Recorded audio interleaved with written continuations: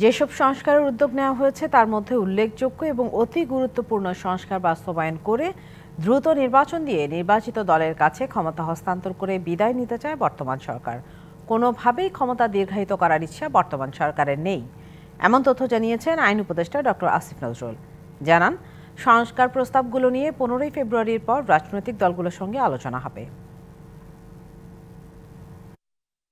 ৬টি সংস্কার কমিশন তার রিপোর্ট জমা দিয়েছে, যা সরকারি ওয়েবসাইটে আপলোডও করা হয়েছে। এসব প্রস্তাবনা বাস্তবায়নে আশু করণীয় ঠিক করতে শনিবার উপদেষ্টা পরিষদের বৈঠকও হয়েছে। এসব বিষয় তুলে ধরতে সন্ধ্যায় ফরেন সার্ভিস একাডেমিতে সংবাদ সম্মেলনের আয়োজন করে প্রধান উপদেষ্টার প্রেস উইং। সংবাদ সম্মেলনে কথা বলেন আইন উপদেষ্টা ডক্টর আসিফ নজরুল।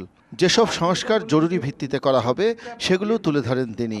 পূর্ণ রিপোর্টে দেখবেন ওখানে 3টা ক্লাস্টার আছে। একটা হচ্ছে আশু করণীয়, একটা হচ্ছে মধ্যম মেয়াদী, একটা হচ্ছে দীর্ঘমেয়াদী। দীর্ঘমেয়াদীটা ভেরি ক্লিয়ার, এটা হচ্ছে পোস্ট ইলেকশন সরকার করবে। ফান্ডামেন্টাল রাষ্ট্র মেরামতের ফান্ডামেন্টাল শর্ত পূরণ করার জন্য রাজনৈতিক ঐক্যমতের ভিত্তিতে যেই সংস্কারগুলো অতি জরুরি সেগুলি করার সাথে সাথে নির্বাচন প্রক্রিয়ার মাধ্যমে আমরা চলে যেতে চাই। জানান, জনপ্রশাসন, পুলিশ ও বিচার বিভাগ সংস্কার কমিশনের উল্লেখযোগ্য আশু করণীয় সম্পর্কে।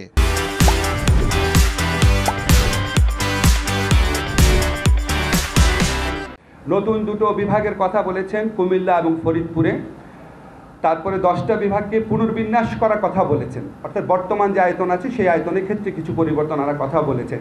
জেলা প্রশাসক যে পদ, প্রশাসক আপনারা জানেন এই শব্দের ব্যাপারে আমাদের অনেক আপত্তি আছে। জেলা প্রশাসককে জেলা কমিশনার হিসাবে অভিহিত করার কথা বলেছেন।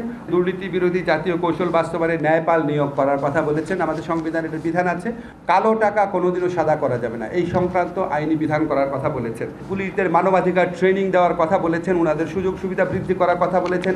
সাংবাদিকদের প্রশ্নের উত্তরে তিনি মন্তব্য করেন, সরকারের সহনশীলতা, অবাধ মত প্রকাশের পরিবেশ, গণতান্ত্রিক চর্চার ক্ষেত্রে অসীম শ্রদ্ধাবোধের কারণে পতিত স্বৈরাচারেরা কর্মসূচি দিতে পারছে।